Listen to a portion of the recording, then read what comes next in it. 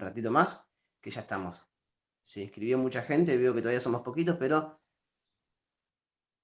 ya hay, en un par de minutos le damos comienzo.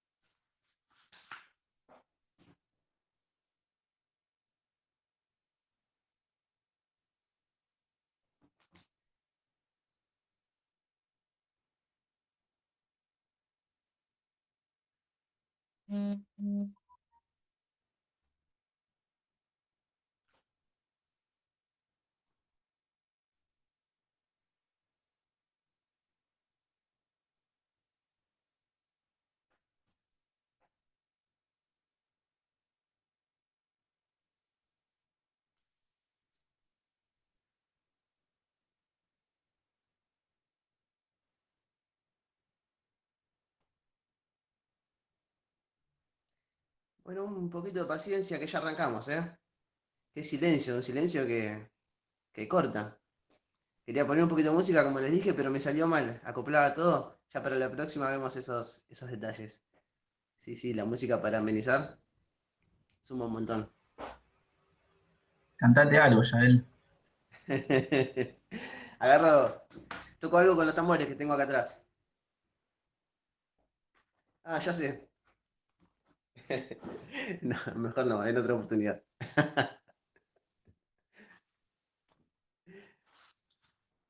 Ya me estaba entusiasmando y estaba por ir a buscar la guitarra. Pero bueno, no va a faltar oportunidad. Estos conversatorios van a ir tomando forma con el tiempo también. Se van adaptando a lo que surge.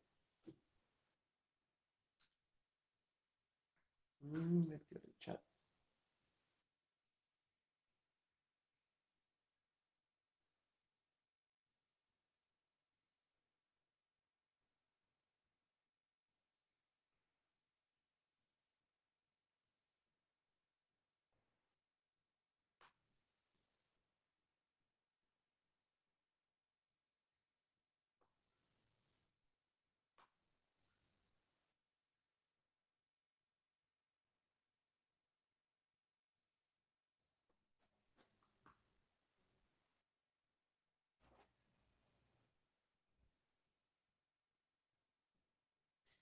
Bueno, en un minuto, minuto y medio como mucho, ya estamos arrancando, ¿eh? Estaba haciendo un poquito de tiempo porque había mucha más gente inscripta y me llamó la atención que no se están conectando todavía. Pero bueno, vamos de a poquito. En todo caso, se suman con la actividad en curso.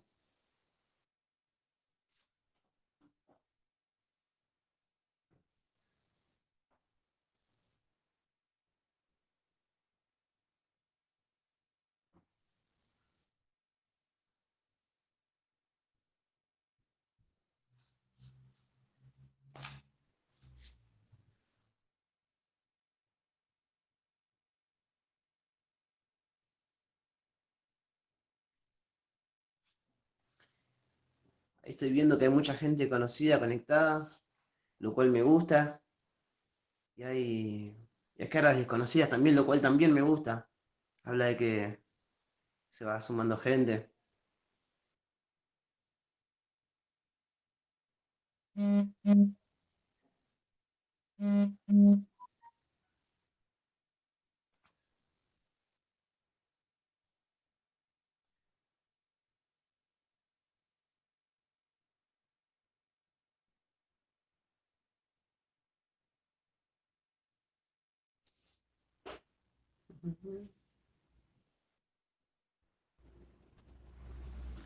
Bueno, ya son las 5:10, así que de a poquito vamos a ir arrancando, ¿eh? Yo calculo que se va a ir sumando gente y si no, por lo menos vamos a meter calor humano entre los que estamos. Vamos a ir interactuando un poquito. Bueno, antes que nada quiero agradecerle a las personas que se sumaron a esta propuesta, que nos permiten hacer llegar un mensaje, hacer crecer una propuesta. Agradecerle a las oradoras, que son tres mujeres de distintas áreas del campo de la cultura de la ciudad, tres mujeres afroargentinas. Ahora las vamos a presentar al equipo de la dirección que viene acompañando desde los distintos puestos para que esto pueda pasar. Y hoy estamos acá conmemorando el 8 de noviembre.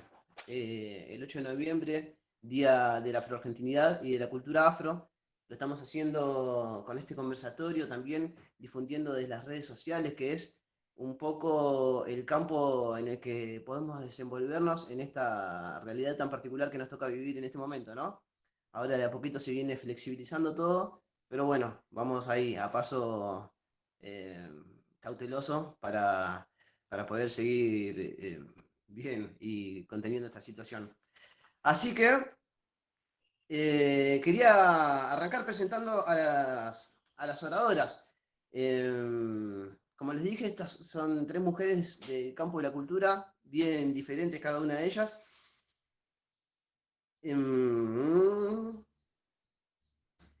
Tenemos a...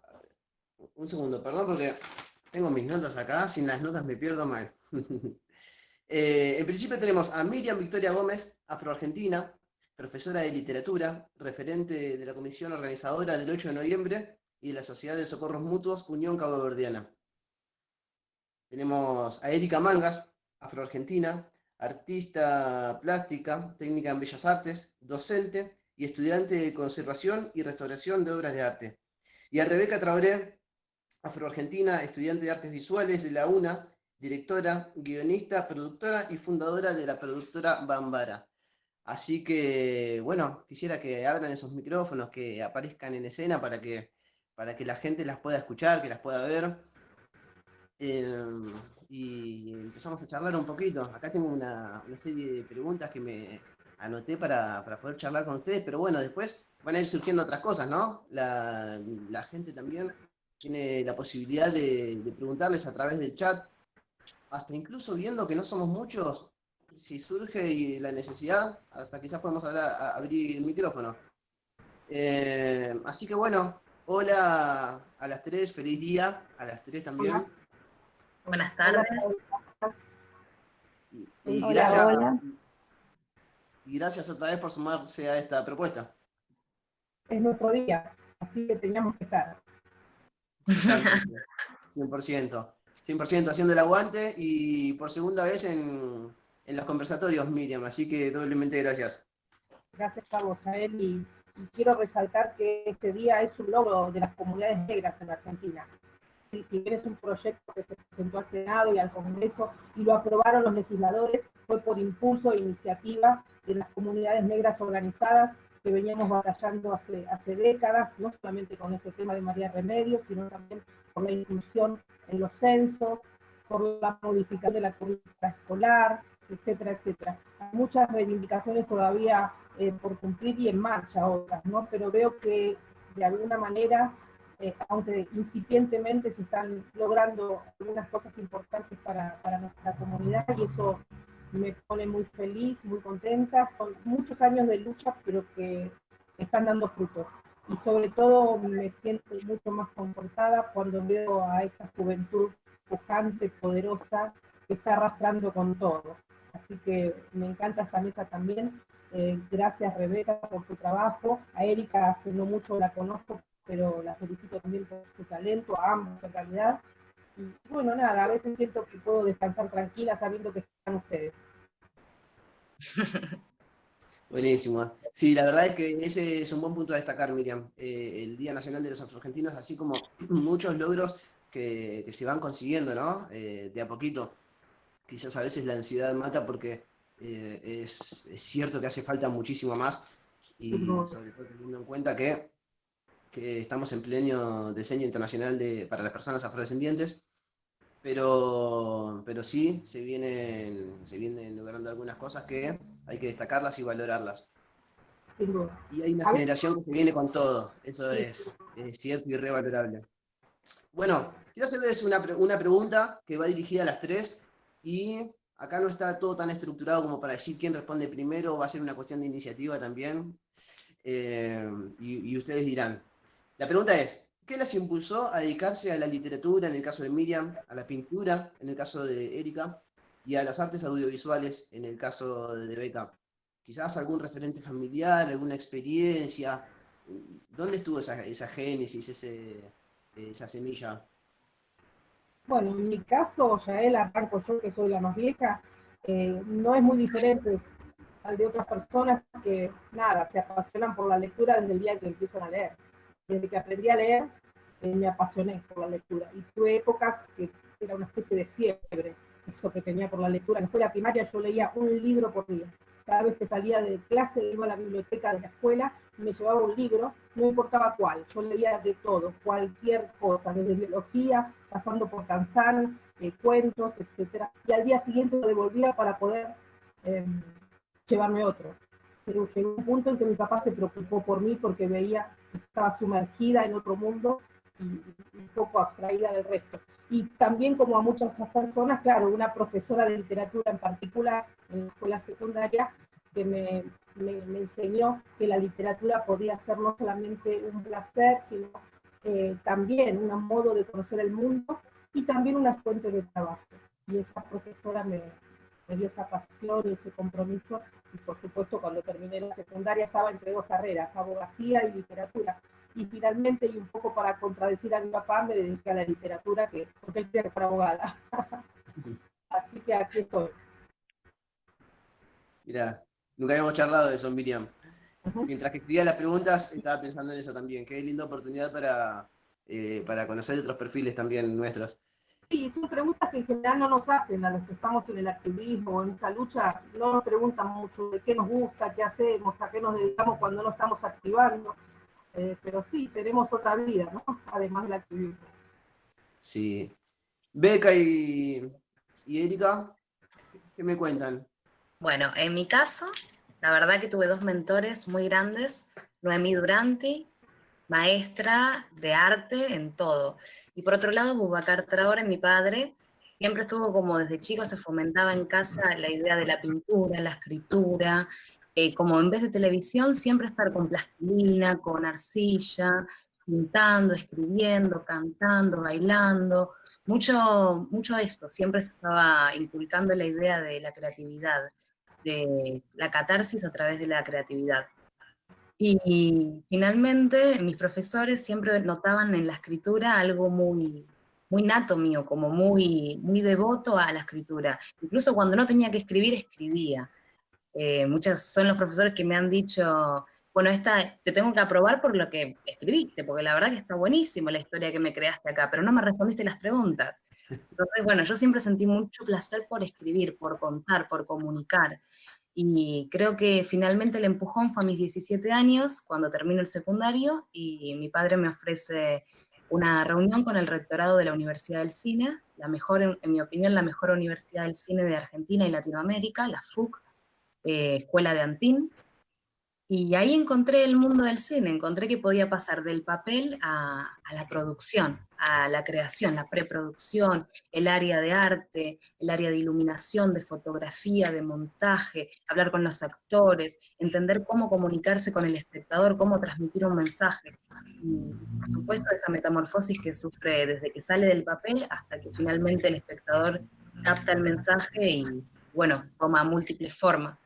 Así que siempre me pareció un mundo muy hermoso, muy interesante, y muchas herramientas para contar una idea, la podés contar desde distintas áreas, todo un equipo trabajando en función de eso. Y eso es otra cosa que también se fomentó mucho en casa, el trabajo en equipo.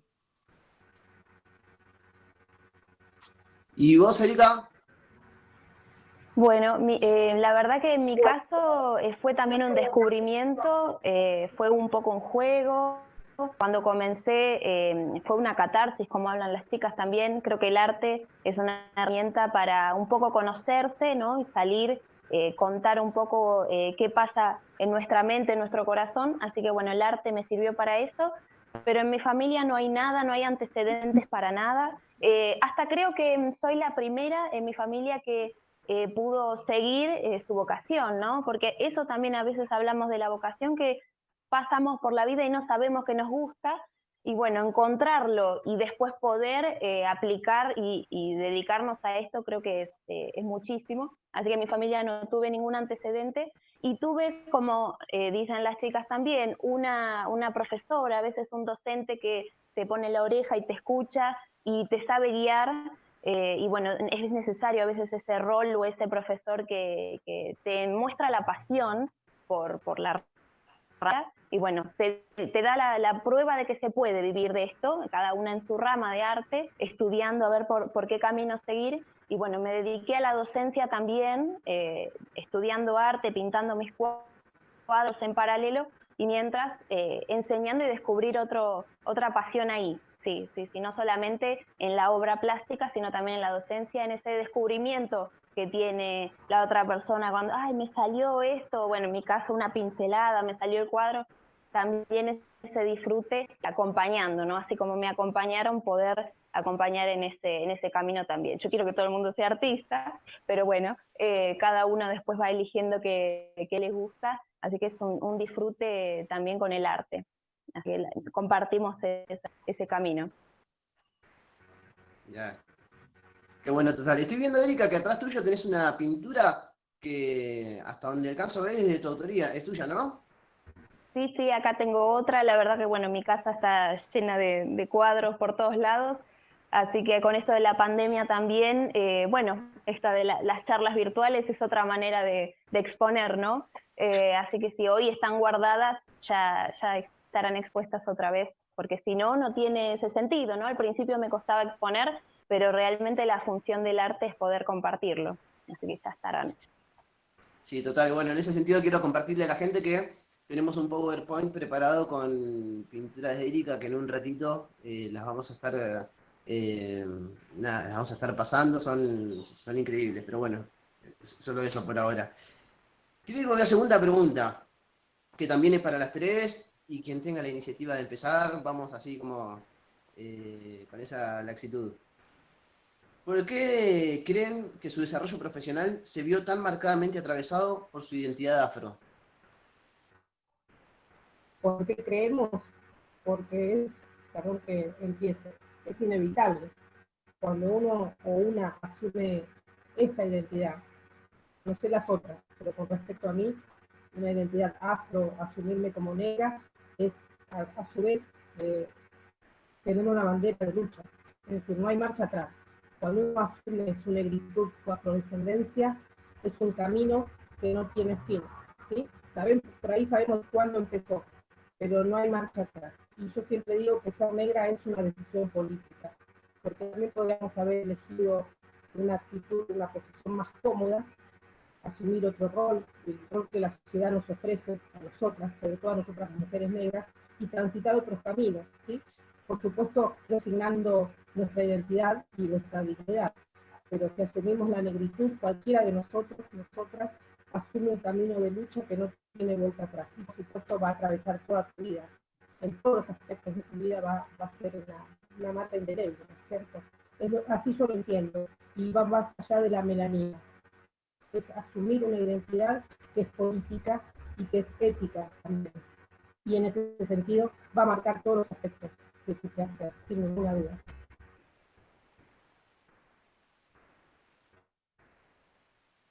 Las chicas. ¿Vos, Erika? Sí. Beca y Erika, ahí. Bueno, voy. En mi caso yo tengo dos cortometrajes. Uno es Historia de una piel y el otro es Brotes. Y me acuerdo que después de terminar el primero, un amigo me dijo, ¿por qué siempre estás hablando de la negritud? ¿No? Y no le contesté nada. En ese momento yo no tenía una opinión tan formada, era muy chica, tenía 19 años. Fue algo que vino de más grande. Finalmente el año pasado, cuando veo el segundo corto, Historia de una piel, me dice, otra vez con los temas afro, pero siempre estás hablando de lo afro. Y digo, ¿de qué querés que hable? Y esto es lo que me atraviesa, esta es mi visión, esta es mi percepción, mi cosmovisión del mundo. Tengo que hablar de esto, tengo que visibilizar. Justamente estudio cine para esto, para hablar de la ecología, que me parece el otro factor importante, que tiene que ver con la ancestralidad africana también. Hemos estado conectados con las plantas, con una mejor forma de vida desde mucho antes de que la manera occidental y europea esté imponiendo las cosas que nos imponen. Entonces creo que la ecología a su vez también tiene que ver con lo afro, y por eso me siento tan conectada desde ese lado. Y el cine lo hago para comunicar justamente, visibilizar cuestiones afro y ecologistas. Entonces, al fin se lo pude contestar. Y sí, fue todo un proceso. Totalmente. Sí, sí. ¿Y Erika, en tu caso? Por ahí, yo quizás tengo un camino diferente porque todo lo hago de manera inconsciente. La verdad es que la pintura ha sido una manera de preguntarme cosas, de investigarme y bueno, ahí fueron surgiendo cosas. Como comenta Rebeca también, está esa pregunta de ¿por qué haces esto? Porque la verdad es que yo lo hago y luego con el paso del tiempo de mirar las obras, en mi caso las pinturas, de ir observando por qué decido pintar lo que pinto, y bueno, ahí empiezo a encontrar esa raíz afro que antes no la había descubierto. En mi familia, por ejemplo, no hubo una tradición familiar o no se sabe realmente de dónde viene la ascendencia, pero bueno, mi gusto está y mi investigación y mis preguntas hacia ese camino me fueron llevando, ¿no? Entonces yo siento que estoy en proceso de descubrirme, de encontrarme, y bueno, el arte es mi herramienta para hacer eso. Entonces ese es el camino que me fue marcando. Y como digo, de manera inconsciente lo voy recorriendo y me dejo llevar por esta intuición que voy encontrando. Jael, si me permitís, quisiera agregar algo. En mi caso, por supuesto que como todo es un proceso, pero es un proceso que empezó muy tempranamente. Ustedes saben que yo pertenezco a una comunidad de origen africano. Hay una tradición familiar en la que nos transmiten de generación en generación ese pasado, esa historia. Sabemos quiénes son o quiénes fueron nuestros abuelos, nuestros bisabuelos, los tatarabuelos, tenemos los nombres, los apellidos, las fechas de nacimiento. Y entonces eso es algo que uno aprende desde muy chico, desde muy chique. Nací además en un barrio, Docksud, Avellaneda, en el puerto, donde gran parte de la población de Docksud era caboverdiana. Así que yo tenía compañeros caboverdianos en la escuela, de vino a mi escuela pasaba por vecinos. No podés pasar por la casa de un caboverdiano con la puerta sin entrar a saludar. Eso después te lo van a aprender o te lo van a decir a tus padres, que pasaste y no saludaste y que no entraste. Así que había que hacer esa peregrinación diaria. Y esto por un lado. Y por el otro también, desde mi familia hubo un compromiso muy fuerte con la lucha por la independencia, ¿no es cierto? Acá en la Argentina muy pocos saben que existió una sede del Partido Africano por la Independencia de Guinea y Cabo Verde, ¿sí? Muy tempranamente. La guerra por la independencia en Cabo Verde y Guinea se inició en el año 61, estuvimos más de 10 años en guerra contra el colonialismo portugués, y desde aquí hubo una célula, ¿sí? Una sede del partido que funcionaba en Bernal, y mi papá era secretario de ese partido, por lo tanto, desde muy chicos escuchamos hablar de Amílcar Cabral, de Agostinho Neto, Zamora Mayel, Patrice Lumumba, etcétera, etcétera, y si bien éramos chicos y simplemente jugábamos y corríamos, todo eso después se hizo eco en mí a medida que fui creciendo. Así que yo tengo eso como muy firme y tengo mi memoria que a esos 7, 8 años, viendo o asistiendo a una discusión entre los que participaban del partido, uno de nuestros líderes, Joaquín José dos Santos, golpeó la mesa con su puño y gritó: "Somos africanos". Y a mí se me prendió una lamparita en el interior: ¿cómo que somos africanos? ¿No éramos portugueses? Y desde ahí siempre supe quién era, hasta el día de hoy, africano. Y otra cosa decía que somos africanos de primera, no portugueses de segunda, no lo queremos. Y me quedó firme y hasta hoy es lo que practico, ¿no es cierto? De africanidad. Por lo demás, Qué buena aclaración la última. Qué buena diferencia a tener en cuenta, ¿no? Miriam, ¿sabés que un poco, quizás sin querer, te adelantaste a a responder la siguiente pregunta que tenía preparada. Pero bueno, ahora cuando la haga la puedes ampliar también. Ah, ¿Sabes que bueno, esa ¿cómo no? pregunta justamente es para las tres también? ¿Siempre viviste a pleno tu africanidad o fue un proceso? Así que, bueno, justamente venía por esa línea, pero lo dejo por las tres, a ver qué nos cuentan. Bueno, sí, yo simplemente para cerrar la idea es que tuve esa presencia a nivel familiar y comunitario. Claramente no fue toda la comunidad que se involucró en la independencia. Hubo sectores que no querían la independencia, decían que Cabo Verde era un país inviable, que no podíamos dejarnos ligados a nuestra propia suerte, que teníamos que seguir dependiendo de Portugal. Sin embargo, hubo gente que vio claramente lo que era necesario, que era la libertad, la liberación, ¿no? Yo siempre digo lo siguiente: el mayor gesto civilizatorio de un pueblo, ¿sí?, es la lucha por la libertad. Y esto lo digo cuando algunos creen o sostienen que África es un continente sin historia, un continente salvaje, con personas instintivas. Sin embargo, insisto, el mayor gesto civilizatorio fue la lucha por las independencias en el continente. Y eso tiene que ser un ejemplo para la humanidad. Es uno de los fenómenos históricos más importantes de la historia contemporánea. Cómo muchos pueblos sometidos a la esclavitud, al colonialismo, al desprecio, a la humillación, se levantaron y obtuvieron su propia libertad. Eso hay que ponerlo de manifiesto, porque es fundamental para la historia contemporánea, como lo que hicieron los haitianos también, ¿no? Ellos mismos se liberaron. Ellos llevaron hasta las últimas consecuencias el lema de los franceses: libertad, igualdad, fraternidad. Eso lo hicieron los africanos esclavizados de Haití, cosa que los franceses no hicieron, a pesar de, bueno, levantar ese lema que circuló por todo el mundo, ¿no? Pero los haitianos fueron los que pusieron en práctica ese lema realmente. Y lo mismo los pueblos africanos en el siglo XX, ¿no?, para liberarse del colonialismo. Hasta ahí no quiero acaparar.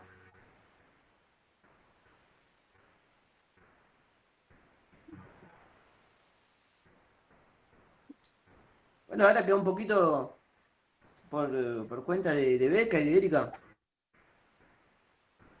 Bueno, yo puedo comentar en mi caso que bueno, no viví a pleno mi africanidad hasta recién, ahora que me empiezo a contactar y acercar. Yo en mi caso, por ahí, mi arte me sirvió para salir un poco de mi burbuja, porque soy una persona bastante solitaria. Entonces me doy cuenta que recién ahora estoy en esa búsqueda con el exterior, ¿no? Porque a veces uno mira mucho hacia adentro, pero ya llega un momento donde hay que empezar a buscar las respuestas afuera. Entonces, en ese proceso es que me encuentro ahora en este conversatorio, que bueno, es muy lindo. Me encanta escucharla a Miriam, de antes chusmear a través de las redes y hoy escucharla personalmente. Entonces, ese fue mi proceso. En mi familia, como comenté previamente, no había antecedentes, pero también entiendo que era por eso no culpo ni nada, porque a veces uno busca respuestas y encontrás del otro lado una pared y no hay mucho más.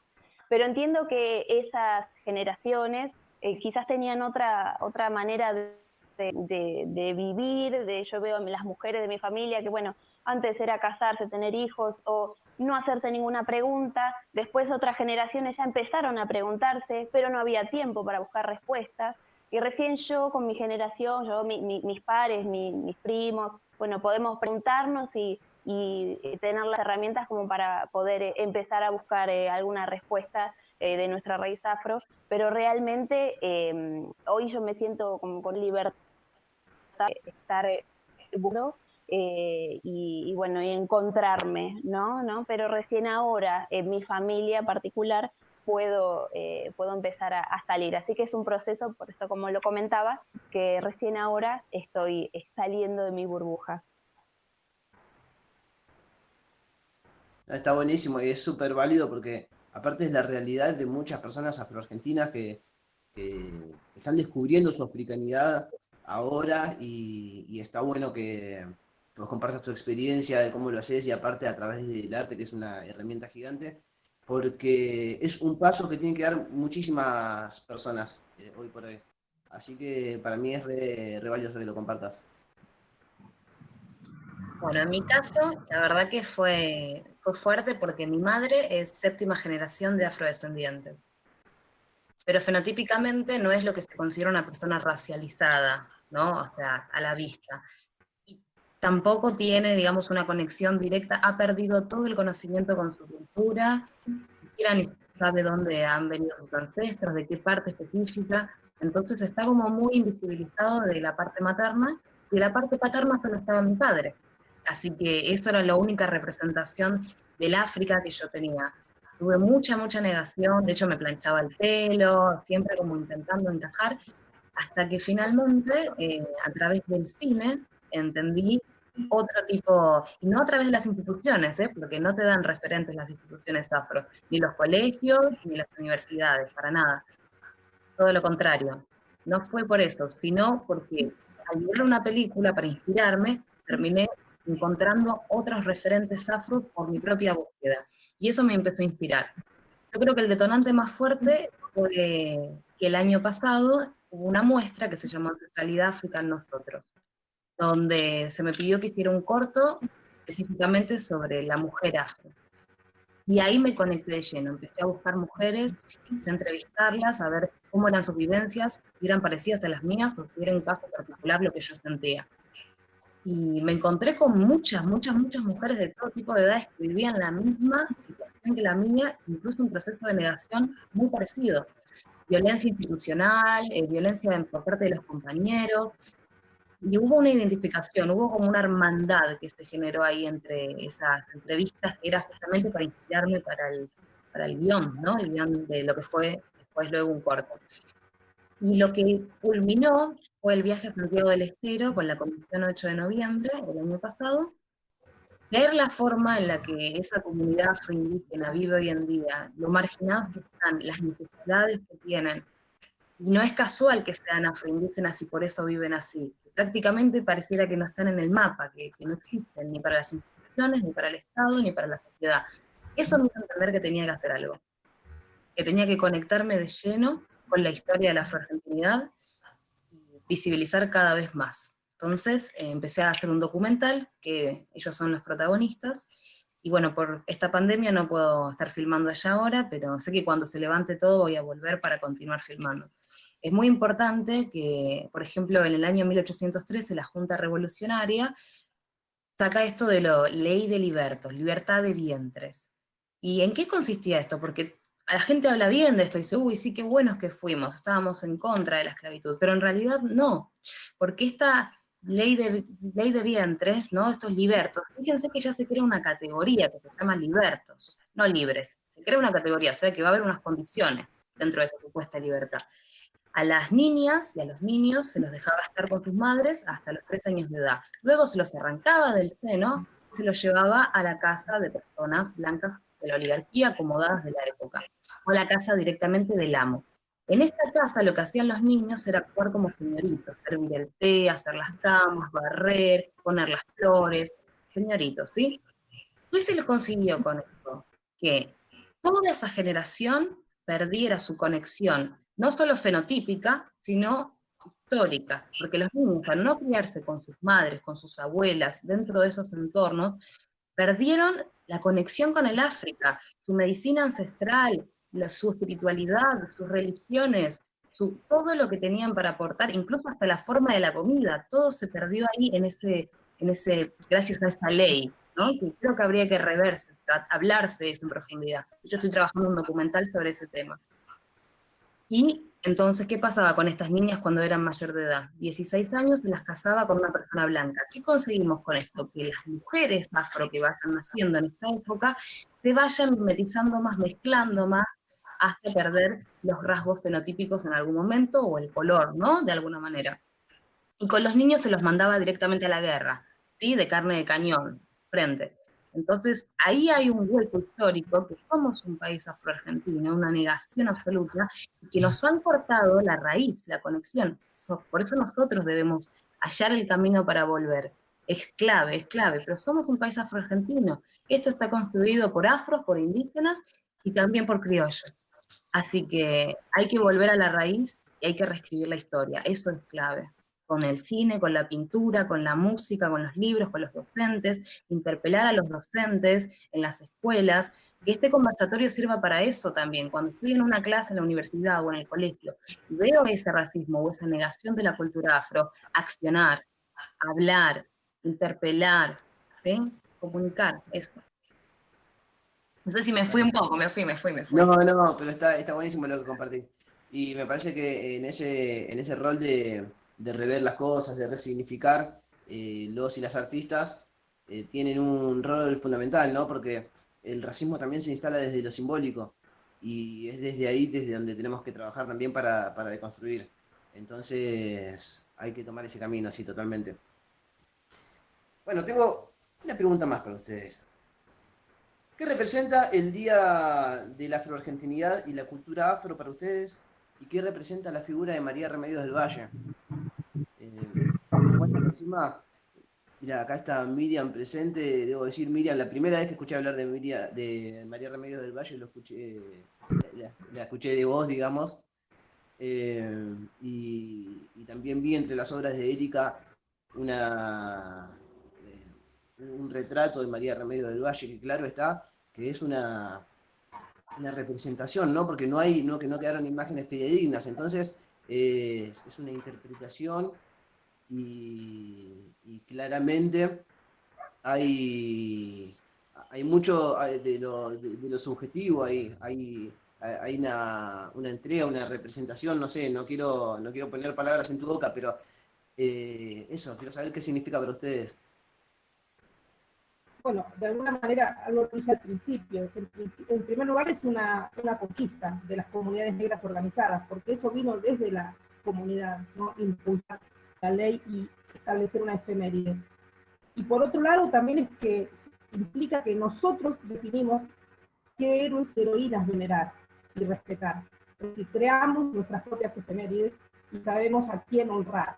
Eso me parece importantísimo, que establezcamos nuestras propias efemérides. Y no es menor, si bien no deja de ser un hecho simbólico, es solo una letra, una ley, bueno, ha creado una serie de resonancias como el día de hoy, que se multiplicaron las actividades respecto de María Remedios en la ciudad de Buenos Aires, en los municipios. Avellaneda está preparando actividades. El municipio de Lincoln va a dedicar todo el mes a la figura de María Remedios y al Día de los Afroargentinos. La Matanza, Merlo, Moreno, que además de ser municipios con una fuerte presencia afro, hasta el momento no lo habían asumido como tal. Y es por el trabajo de muchas de nuestras bueno, compañeros y compañeras que están en territorio impulsando que se desarrolle la presencia y la contribución africana a la historia argentina. Hay que señalarlo esto, porque si no fuera por la incidencia y la insistencia de nuestra gente en los diferentes territorios, bueno, esto seguiría como nada. Así que esto lo estamos empujando entre todos y sin duda significa muchísimo. Y ojalá haya muchas otras efemérides que reivindiquen y recuerden a nuestra gente en la historia y también en el presente. También no se me escapa lo siguiente, que una efeméride es algo así como el Día de la Madre. Es un día en el año que todos nos acordamos de mamá. Sin embargo, esto ha movilizado, aunque sea un día, movilizó a infinidad de personas e instituciones que están trabajando la temática, y esto es muy positivo, es más que positivo. Incluso desde la dirección de la currícula de la provincia de Buenos Aires están asumiendo esta temática. Así que creo que es de una relevancia que tal vez no estamos viendo todavía, pero va a ser importante, va a ser eclosión en algún momento y van a ver lo que, bueno, los frutos de una lucha de tantos años y de tanta gente, de los que no están, lamentablemente, y de los que siguen haciéndolo, ¿no? Seguimos haciéndolo. Así que tiene esa relevancia, en mi opinión. Mira, acá estoy leyendo un mensaje de Romina Silva que dice, como comentario positivo, la docente del colegio de mi hijo este año les contó la historia de María Remedios del Valle y logró despertarles mucha curiosidad de saber más. Así que, si bien estamos hablando de un aula en un colegio, me parece que es un hecho que responde a mucho trabajo por parte de la comunidad y que también es algo a valorar. Hay que seguir trabajando y generando más impacto para que esto deje de ser un hecho aislado, ¿no? Claro. Pero gracias, Romina Silva, por compartir esto, total. Beca y Erika. ¿Vas vos, Erika, o querés que vaya yo? La veo tildada. Bueno, voy. Qué bueno lo que acaba de comentar, que en el aula de su hijo la profesora, ojalá que haya más casos así, que no sea un caso aislado, que decimos, ah, sí, en tal lugar. No, ojalá en todos los colegios se hable, porque es hora, ya llegó el momento. Hace 4 años que existe un día de los afroargentinos, la cultura afro, hace 4 años que se habla de María Remedios, y que recién ahora haya efectos, como viene tardío, ¿no? Todavía creo que nos falta. Bueno, respecto a la figura de María Remedios del Valle, yo me siento muy identificada con ella, pero muy.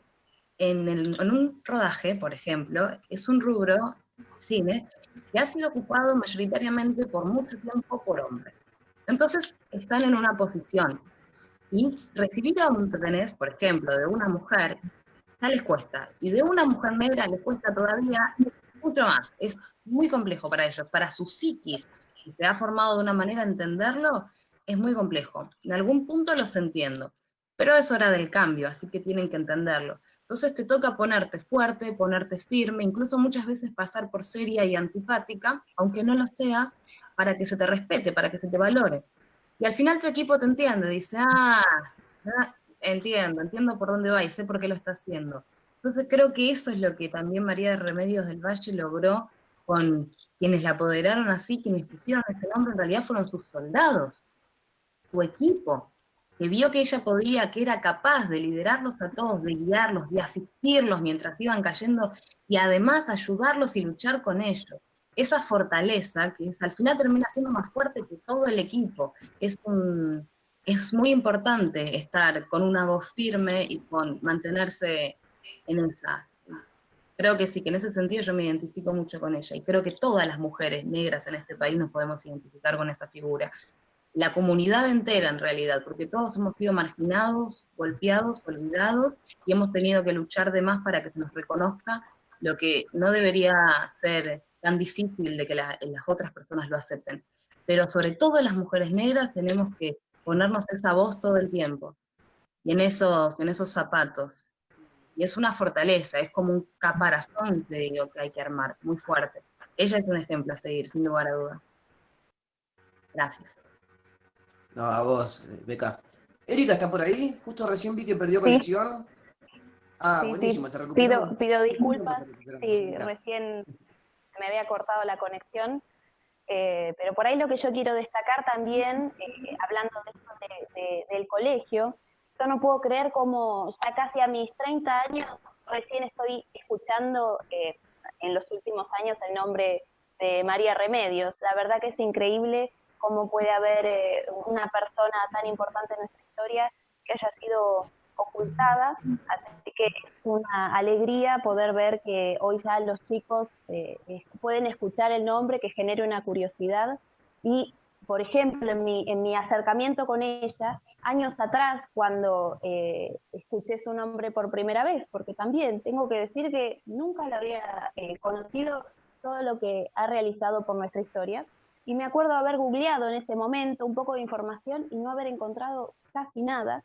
Y hoy, nuevamente, que tenemos la posibilidad de este concurso para darle un rostro y este proceso también que yo había hecho para retratarla, y poder encontrar mucha más información, muchas más charlas, ver que hay algunos docentes que también en esta pandemia han hecho videos para los chicos y yo ver esos videos de cómo también la reflejaban y la representan, entonces eso me da mucha alegría. Y bueno, comentarles un poco de este proceso, de esta obra que realicé, que por supuesto es darle un rostro un poco a inventiva de cómo yo me imaginaba que hubiera sido esa mirada, esa fuerza en el rostro, de cómo esa mujer valiente se animó a luchar y cómo hoy en día también todas las mujeres estamos con esa fuerza y con ese empuje para cambiar un poco la situación. Yo veo como hoy, la verdad me alegra haber nacido en esta época donde podemos hacer lo que nos gusta, donde estamos con otra fuerza para poder enfrentar lo que se viene.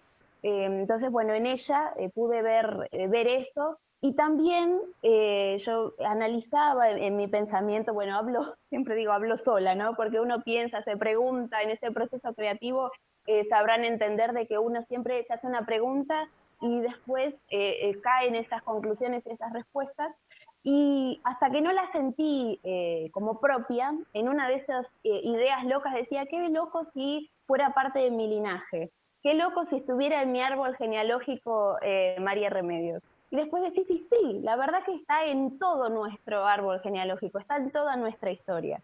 Entonces ahí, en ese momento que la tomé como propia, fue que pude pintarla, pude sentirla, y fue necesario ese proceso. Me parece que no es solamente, bueno, sí, ya sé cómo se llama, María Remedios, listo, poner en qué año nació, bueno, sino sentirla como propia, pero es un proceso, es un querer sentirla como propia, y ahí es que uno puede realmente tenerla presente y ya está, ahora, a partir de ahora, nunca más va a ser olvidada.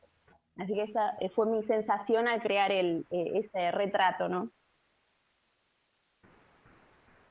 Total.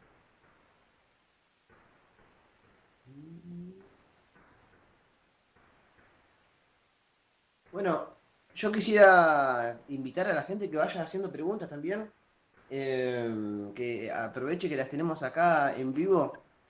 Y quiero leer un mensaje que dejó Luciana que dice, ya existen varios colegios en el ámbito de Avellaneda y la Ciudad Autónoma de Buenos Aires y Quilmes que trabajan sobre el tema.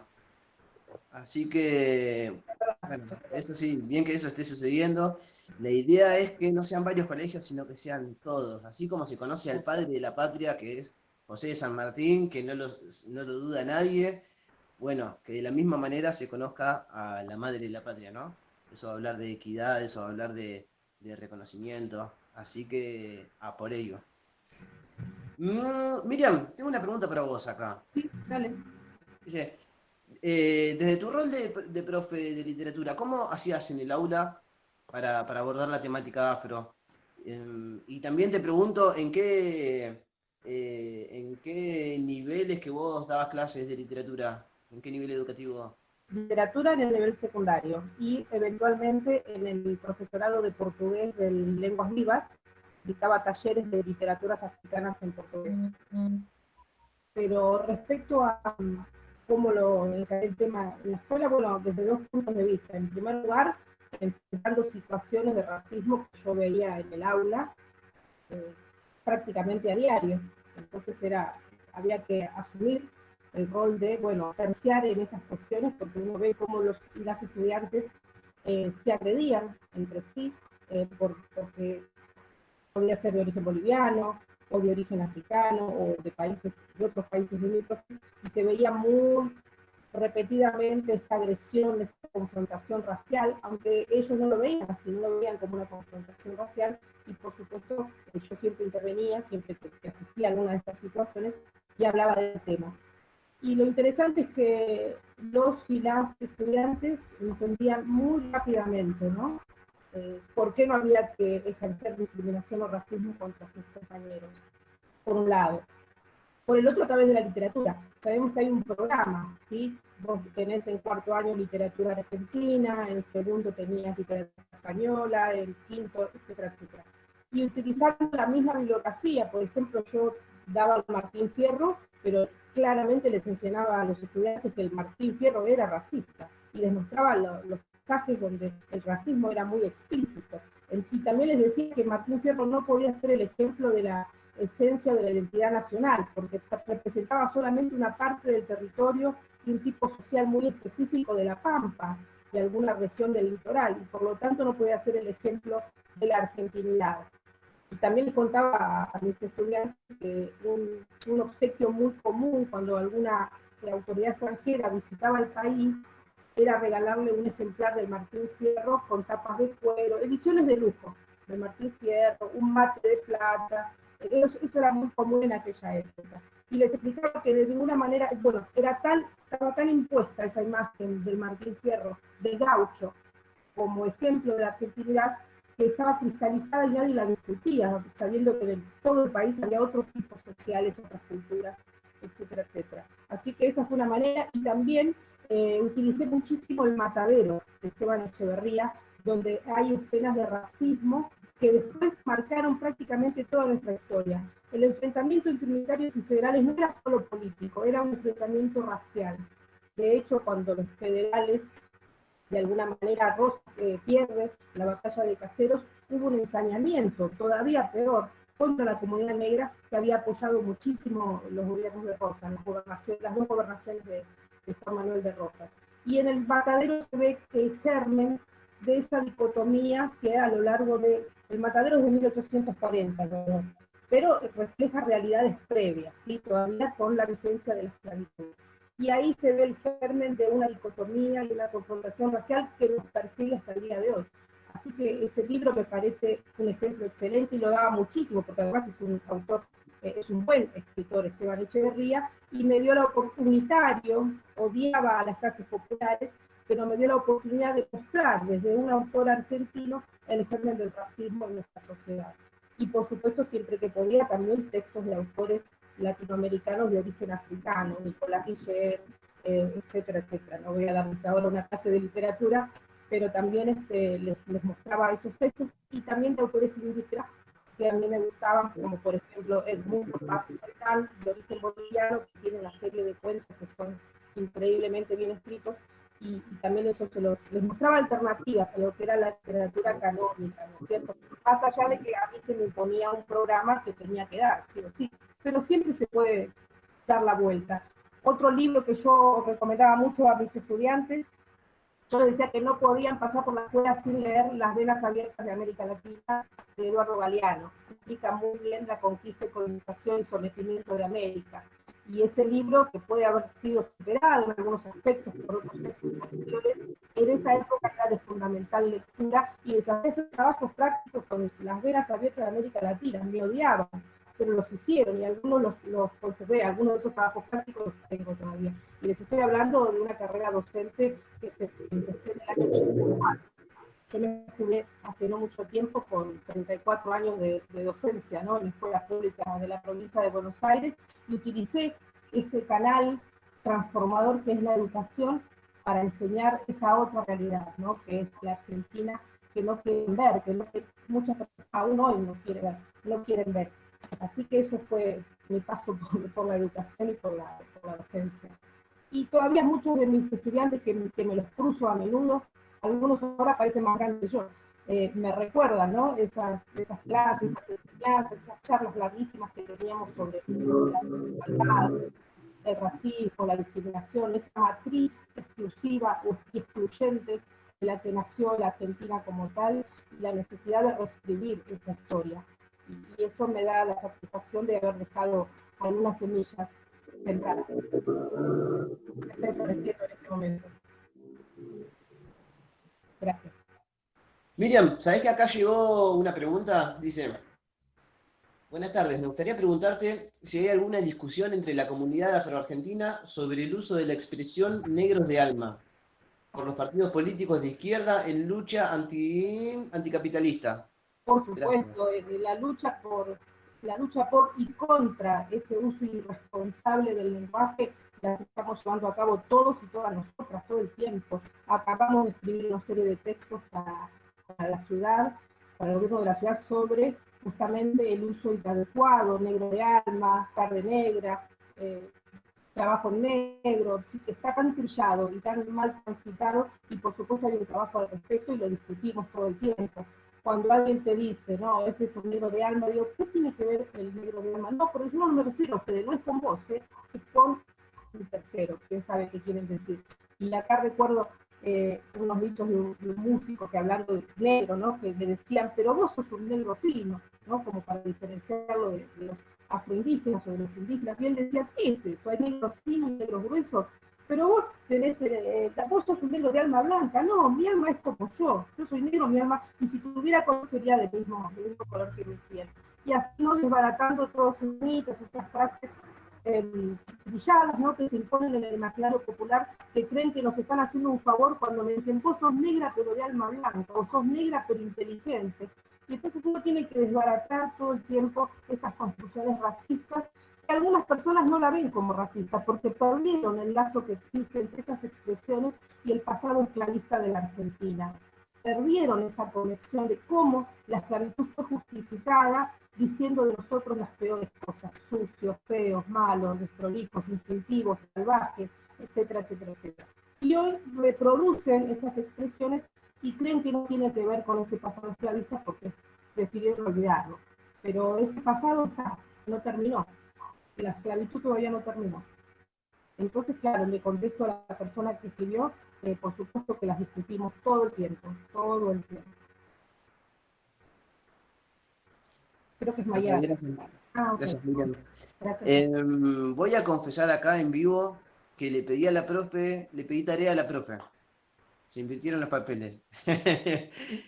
Y le pedí que elija un texto para que nos comparta el día de hoy. Miriam, ¿me hiciste la tarea? Sí, ya cosa que ahora trabajo para vos últimamente. Todos los días ya él me tiene trabajando. Sí, yo estuve buscando, hay muchísimo interesante y elegí un texto de un autor africano de Mozambique que se llama Chitubana. Chitubana es la paloma, pero en Kimbundu, ¿no es cierto? Y elegí un texto, espero que no los aburra, porque a mí me encanta. Y bueno, hice una traducción, espero que haya salido bien. Dice, es un mensaje, ¿no? Un mensaje de esperanza, a pesar de todo. Reafirmemos la confianza en la paloma. En la paloma, ese lugar tan común en nuestros versos, en nuestras esperanzas escondidas. En esa paloma maltratada en las caricaturas de los diarios. Tengamos el valor de enfrentar la sonrisa sombría en los dientes podridos y la mirada que corrompe nuestra intimidad, creyendo en la paloma. ¿Qué nos resta a nosotras y nosotros, hombres y mujeres, que nos negamos a cada paso para luego arrepentirnos sin la promesa alada de la paloma? Soñémosla incolora, gris acero o multicolor. Llamémosla pomba, calombe o chihuahua. La paloma nos salva. Yo, cercada, aislada, yo que me vuelvo minúscula para que no me vean, y si me niego, de inmediato en la más honda realidad celular me afirmo. Yo, que hago del cadáver retrasado de mi cuerpo un país sometido al enemigo, pero donde la resistencia se organiza sordamente y el maquis ataca. Yo les digo, para reflejar su espada del cielo y bajo el rugir de los vientos enemigos, una paloma, lugar común o no, me trae señales de la tierra. Una paloma nos salva. Gracias. ¿Les gustó?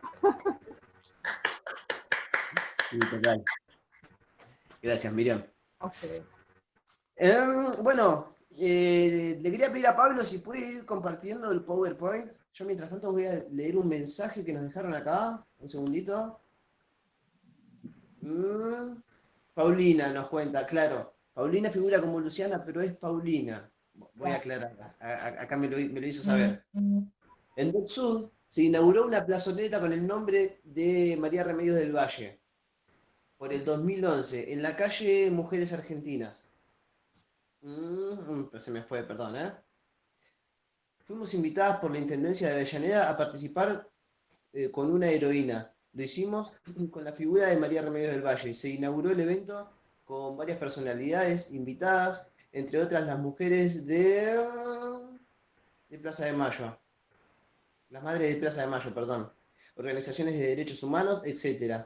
Lamentablemente, los únicos que asistieron fueron la comunidad caboverdiana, siendo que me encargué de invitar a... Me parece incompleto, ¿eh? Perdón, Paulina, no me aparece el mensaje completo, ahí se me corta. Bueno, después en todo caso lo continuamos. Erika, acá tenemos preparada ya la presentación con las obras que seleccionaste para compartir con todos nosotros hoy. Y te quería invitar a que nos digas los nombres, a que nos digas un poco qué te inspiró a hacer cada una de ellas, a que nos cuentes respecto de sus dimensiones para que podamos imaginar más o menos cómo son en vivo e en directo, ya que ahora nos toca hacerlo así de esta forma virtual. Pero la verdad es que hasta incluso de esta forma se aprecia muchísimo. Yo miro esos ojos y no lo puedo creer. Así que Muchas gracias. te pido por favor, Erika, que nos cuentes un poquito, que nos presentes tu obra. A Perdón, ver, y vos acá, vos sí, le vas invitando a Pablo y él va pasando la diapositiva, ¿sí? perfecto. Acá, bueno, estoy teniendo, bueno, una obra donde siempre en general, en mis comienzos, comenzaba basándome en alguna fotografía, tratando de usarla como soporte para después seguir creando, interviniéndola.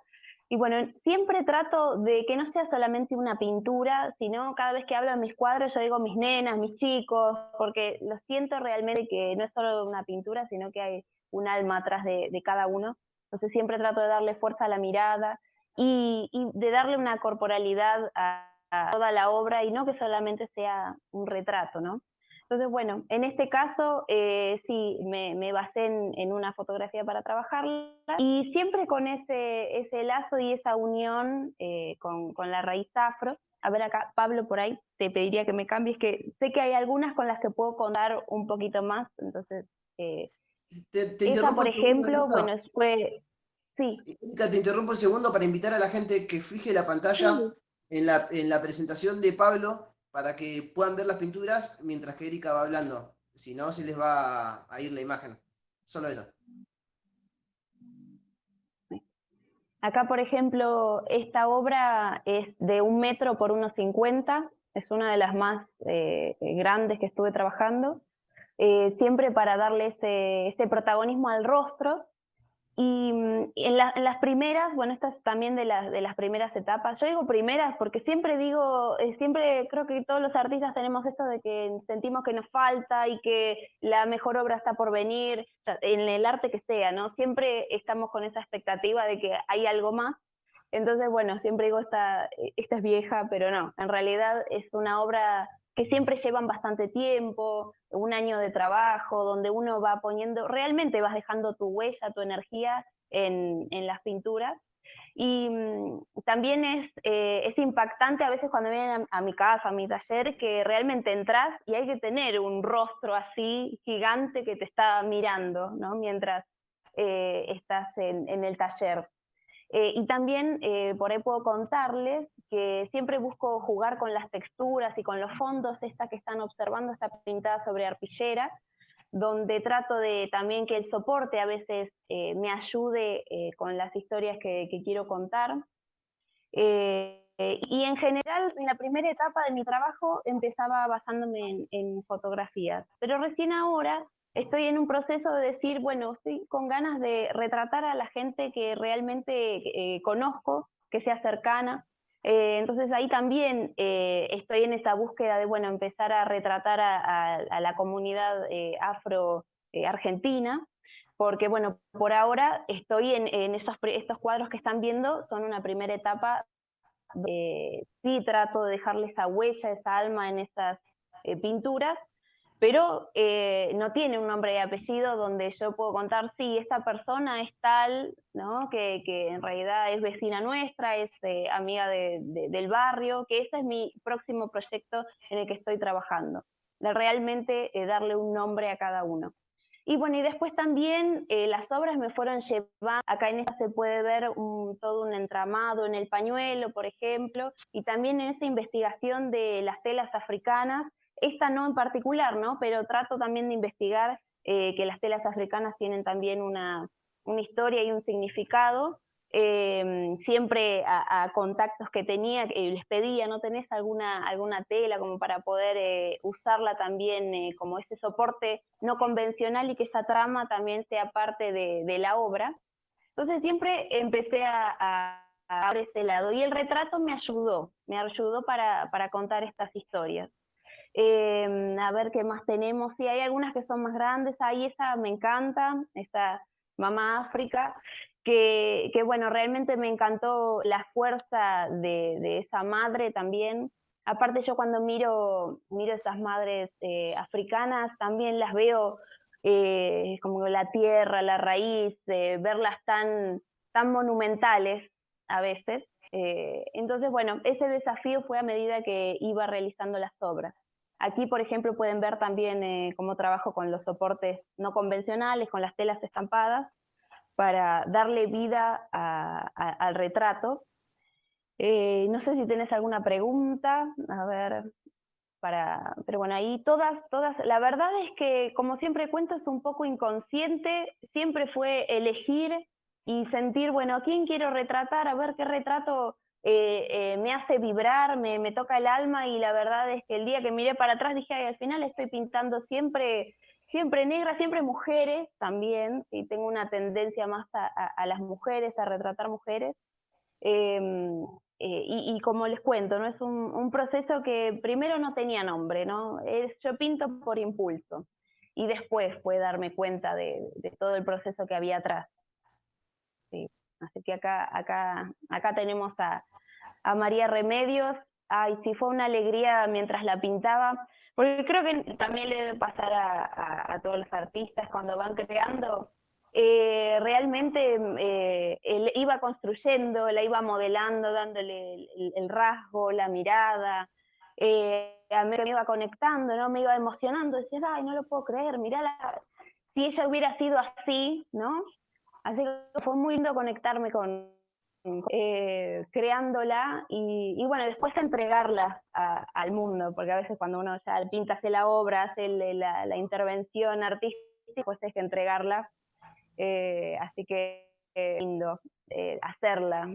Esta cuarentena me sirvió para eso, ¿no? Para tomarnos estos momentos, para parar, pensar, y bueno, acá me conecté con ella, me pude conectar con ella. Sí, sí.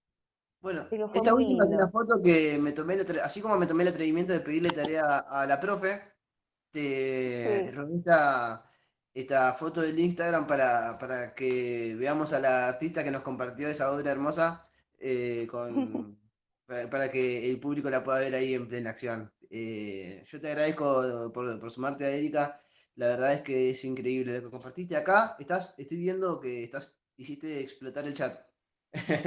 A la gente le encantó tu Muchas laburo y gracias. te están pidiendo también redes sociales para poder ver tu trabajo.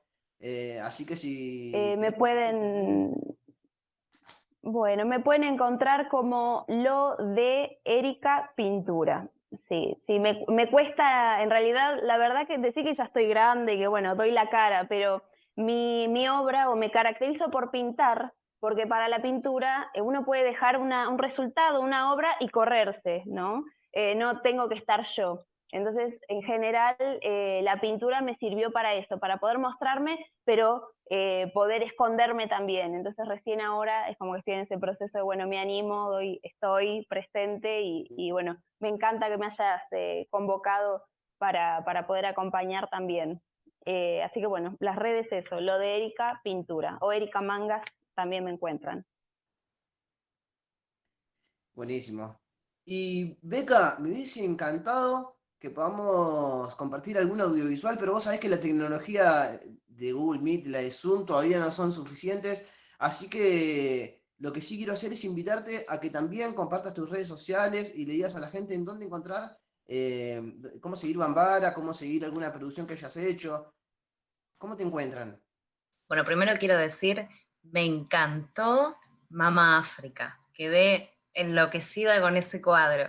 Realmente me tocó el alma, me tocó. Es hermoso. Los colores que elegiste, súper vibrantes. Mucha energía transmite. Y por supuesto, María Remedios también me encantó, pero yo me quedo con Mama África para toda la vida. Bueno, Bambara, Gracias. de nada, gracias a vos por hacer esto. Y seguí, y darle eso de personaje, de nombre a cada uno, creo que va a ser un trabajo muy fuerte, muy intenso, pero va a salir algo muy bueno también. Eh, Respecto a Bambara, Bambara es la página de mi productora, es una productora independiente, autogestiva, que lo que busca es tener gente afro detrás de escena y frente a cámara. Entonces, en el equipo técnico lo conformamos mixto, con gente afro, gente de distintas nacionalidades, y frente a cámara también, lo mismo, siempre ir metiendo extras o protagonistas, ¿no? O actores secundarios, que busque esto de mostrar la diversidad. Así que bueno, los invito a Bambara Films, es la página de Instagram, y Films Bambara en Facebook. Bambara es el nombre de la tribu de la que soy oriunda, es una tribu de Mali. De ahí vienen mis ancestros, por lo menos de la parte paterna. Y bueno, eso. Después ahí tengo algunos cortometrajes, videos, varias cositas lindas. Lo que me gustaría es mencionar a algunas personas que me parece que también estaría buenísimo visibilizar y que vayan a ver. León del Zona Oeste. Él habla mucho en sus letras de cosas de los barrios populares, de la negritud, de la ignorancia, de la pobreza emocional. Bueno, tiene cosas muy profundas. León el Afro está así en Instagram y en Facebook. Meto un par más de chivos rápidos y ya está. Tenemos por otro lado a Sofía Lanaro, que busca visibilizar, es una chica descendiente de italianos, pero ella siente una conexión como si le viniera de otra vida con la comunidad afro. Así que siempre está visibilizando, haciendo videos, registros, muchas veces va gratis a eventos, si alguna vez necesitan registrar un evento gratuito, y llámenla porque ella está trabajando mucho con eso y lo hace por amor al arte. Después, por otro lado, tenemos a Willy Bronca. Willy Bronca es un rapero también increíble, afrodescendiente, que necesita visibilidad porque lo que hace es maravilloso y está siempre apoyando en las marchas, en los desalojos, inclusive. Bueno, es un artista increíble. Willy Bronca, ese es su nombre. Y es muy buen rapero. También, todos autogestivos. Alejandra, no me quiero olvidar de Alejandra Hamingsor. Espera que no quiero decir bien el nombre para que la puedan buscar. Alejandra Hamienson, ¿sí? Ella es escritora, ya tiene 2 libros, Afroargentina, es una mujer grande que sigue trabajando, que aún no ha tenido el reconocimiento que se merece, pero es una poeta increíble realmente, sí, lo repito una vez más porque el apellido es difícil, Alejandra Hamienson, ¿sí? Hamienson, ahí está, perfecto. Y bueno, y por último contarles también, Cuclé, ya está, el último archivo. Cuclé es una agrupación de mujeres afroargentinas, afrodisidentes, de Colombia, de afrobrasileñas, que se unen para hacer performance, para hacer videos, sobre todo la parte teatral. Entonces, bueno, Cuclé, las 2 veces con K, las encuentran en Instagram y en Facebook. Y por último, comentarle 2 proyectos que estoy trabajando, que siempre es bienvenido apoyo, de lo que sea, de cualquier tipo, ¿no? Sobre todo difusión, eso para mí es lo más importante de todo, el boca en boca, que es un documental sobre los trabajadores ambulantes senegaleses. Ya hemos filmado algunas entrevistas a periodistas, a abogados, a los mismos senegaleses, a los referentes de cada comunidad, para que cese esta violencia policial, este abuso policial que reciben. Y les voy a contar un pequeño episodio rápido de lo que viven los chicos senegaleses. Detenidos en la calle, se los llevan a comisarías, por ejemplo, han detenido a un chico en Once, se lo llevaron hasta La Plata, a las 3 de la mañana lo soltaron sin documento y sin sube. Hasta el cinturón le sacaron. El chico a las 3 de la mañana volvió haciendo dedo hasta su casa. Eso es abandono de persona, a él le podía haber pasado cualquier cosa. Entran en la casa de los senegaleses a la madrugada, irrumpen sin una orden, los tienen presos ahí adentro, digamos, encarcelados, no llaman un traductor, muchos chicos no entienden, o sea, se los llevan de la calle, no entienden y no tiene un traductor. Entonces, acá hay un tema en los medios de comunicación que es otra vez para justificar el racismo, se está diciendo que hay una mafia, que hay una trata en la comunidad senegalesa. Todo eso es mentira, claramente, y este documental lo que busca es denunciar eso, ¿sí? Entonces, bueno, eso es muy importante, que lo charlen, que lo hablen, y que cuando esté el documental lo visibilicemos todo lo que se pueda, porque estos chicos la verdad que la están pasando mal. Hay un caso de un chico que lo tuvimos que filmar en contraluz para que no se le vea el rostro, porque su familia no sabe que esa es la realidad que tiene acá en Argentina.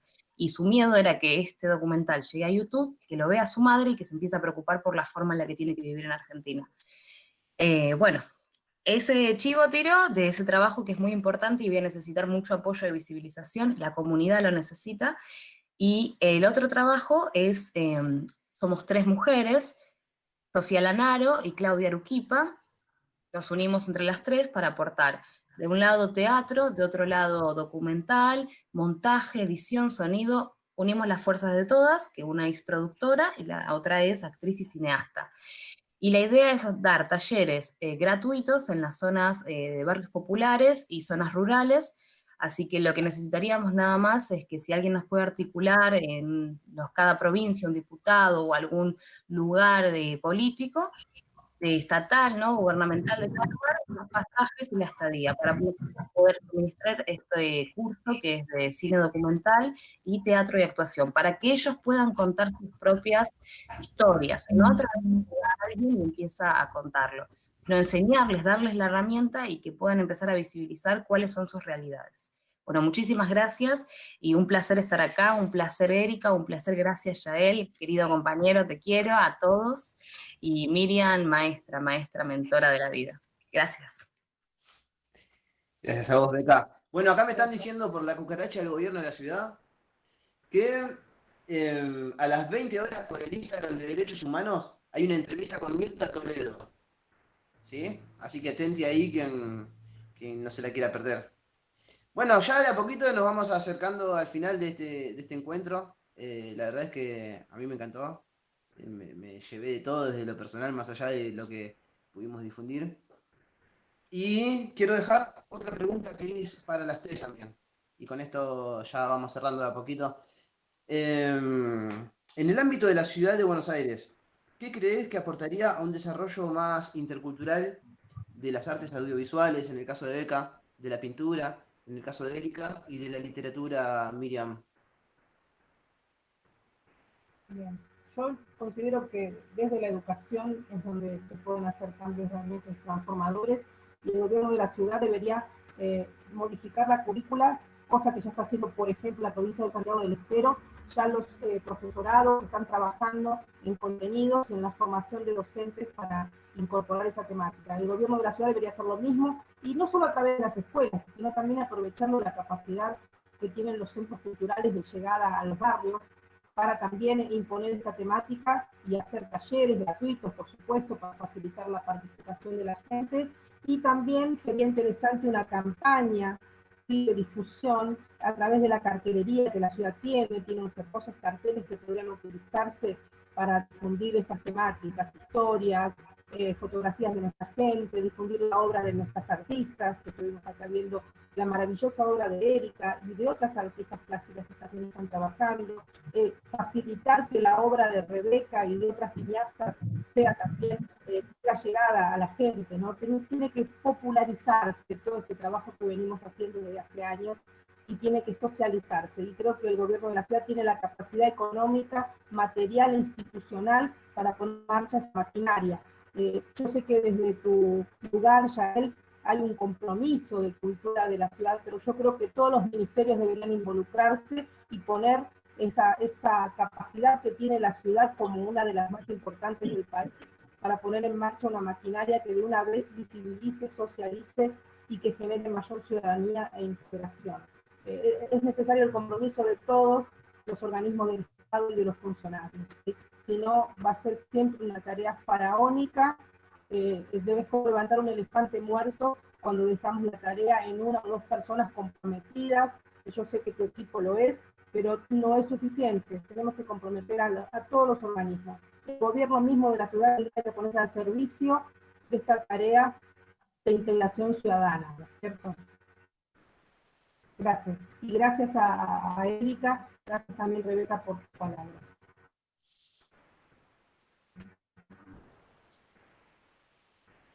Beca y La Miriam, verdad que con perdón, todo lo Beca y que Erika. dijo Miriam, realmente ya está más que claro. Realmente ese es el proceso que tenemos que llegar a alcanzar. Y a veces yo tengo esto de visualizar y de imaginarme qué loco el día que lleguemos a que me voy al médico y mi médico es afrodescendiente y que voy a la escuela y la profesora y el día que estén en todos los roles y que ya no sea una sorpresa y que sea la pregunta, vos sos extranjero, sos de acá, el día que esa pregunta ya no esté, porque está cada uno ocupando su lugar, ahí es que vamos a alcanzar los logros. Entonces eso es lo que yo visualizo en mis palabras simples, ¿no? Miriam, por supuesto, lo ha dicho excelente. Así que un gusto compartir este espacio, aparte admirándola y escuchándola por la web, ahora poder acompañarla. Un gusto también, Rebeca. Así que muchas gracias, Yael, por esta oportunidad, Carmen. No, a vos, Erika, y a las tres, digamos, por participar, a la gente que se sumó también, al equipo de la dirección. Eh, Ahora sí, salvo que a alguien le haya quedado algo en el tintero, ya estamos cerrando. Yo Yo, una vez más, quiero decir, coincido 100% con Miriam, no voy a retocar nada de eso porque lo dijo perfecto. Por algo la admiro como la admiro. Gracias. Lo único que quisiera agregar es del cupo.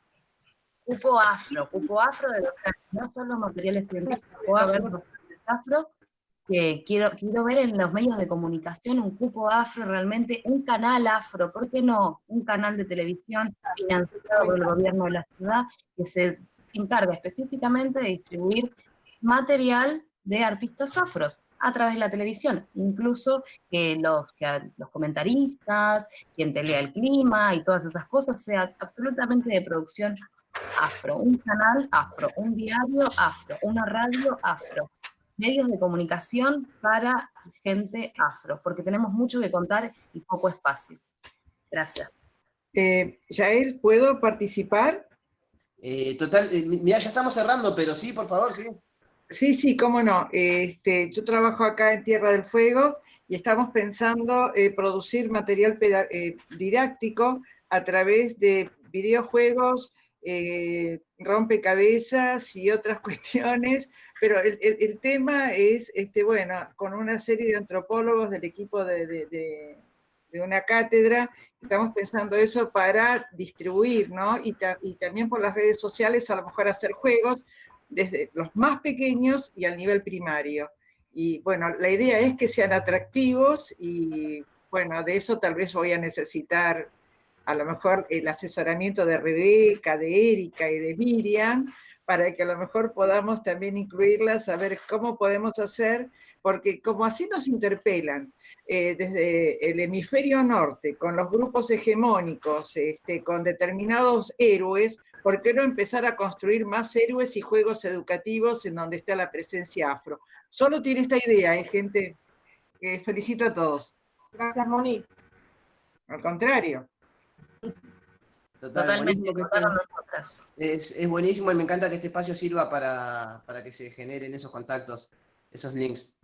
Bueno, Sí. gente, acá vamos terminando porque nos está haciendo súper tarde, pero la verdad es que fue súper riquísimo, yo quedé muy conforme.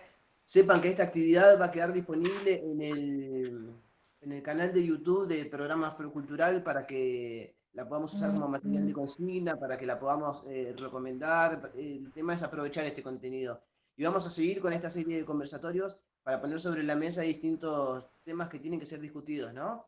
Ya tuvimos un primer conversatorio que era Hablemos de Blackface, no, perdón, Hablemos de Género y de Racismo, un segundo que era Hablemos de Blackface, y hoy nos encuentra acá el Día Nacional de la Afroargentinidad y la Cultura Afro, poniendo distintas cuestiones sobre la mesa, y vamos a seguir en esta línea de trabajo.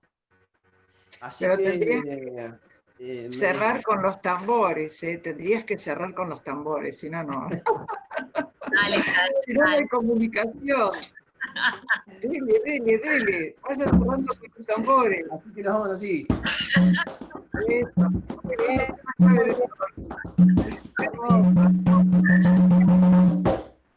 Eso. Así. Adiós. Gracias, chicas. Gracias. Bueno, chao. Hasta luego. Chao. Un beso, muchas gracias. Gracias a todos, muchas gracias. Chao, Alejandro Torres. Chao a todos y todas. Ay, la veo Ana.